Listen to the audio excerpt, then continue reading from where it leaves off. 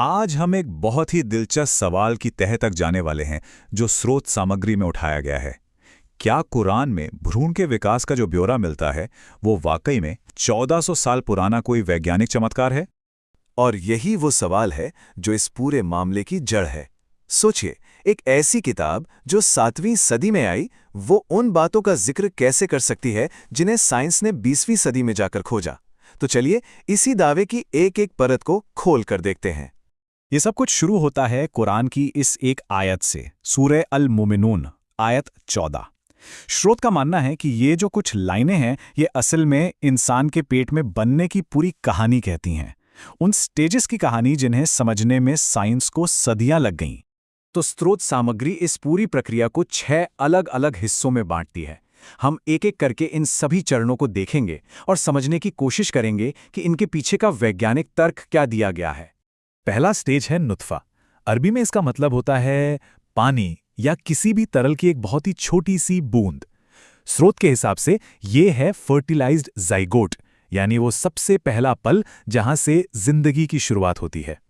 यहां एक बहुत ही कमाल की बात सामने आती है। कुरान सिर्फ नुत्फा नहीं बल्कि नुत्फा अमशाज शब्द का इस्तेमाल करता है, जिसका मतलब है मिली-जुली बूंद। स्रोत का तर्क है कि ये पुरुष और महिला दोनों के योगदान की तरफ इशारा है। अब जरा सोचिए, उस जमाने में तो महान दार्शनिक अरस्तु तक ये मानते थे कि बच्चे के बनने में सिर्फ पुरुष का हाथ होता है। महिला के अंडे के बारे में तो किसी को पता ही नहीं था। वो तो 1827 में जाकर खोजा गया। अगला स्टेज है अलका। इसका एक मतलब है चिपकने वाला पदार्थ। चलिए देखते हैं कि स्रोत इस शब्द के क्या मायने निकालता है। अब देखिए, बात और भी दिलचस्प हो जाती है। स्रोत के मुताबिक इस एक शब्द अलका के 3 अलग अलग मतलब निकलते हैं और तीनों ही वैज्ञानिक तौर पर सटीक बैठते हैं। पहला, जोंक, क्योंकि भ्रूण ना सिर्फ देखने में जोंक जैसा होता है बल्कि वैसे ही मां से चिपककर पोषण लेता है। दूसरा, खून का थक्का, जो कि उसकी शुरुआती शक्ल होती है। और तीसरा, इसका सीधा साधा मतलब है चिपकने वाली चीज, बिल्कुल वही जो एक भ्रूण गर्भाशय की दीवार से चिपककर करता है। तीसरा स्टेज है मुदका, जिसका मतलब है चबाई हुई कोई चीज।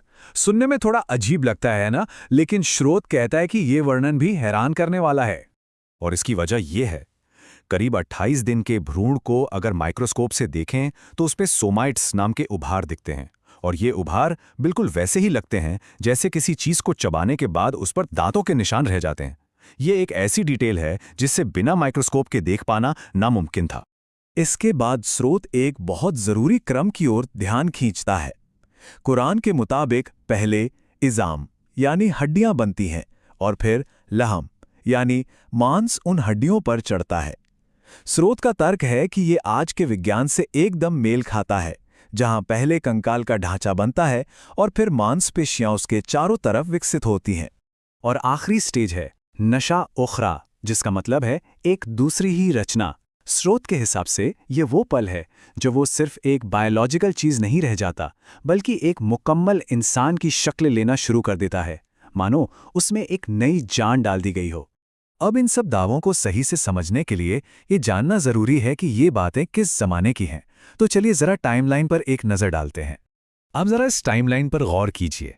एक तरफ है कुरान जो 610 ईसी के आसपास इन चरणों की बात कर रहा है, और दूसरी तरफ है हमारी साइंस।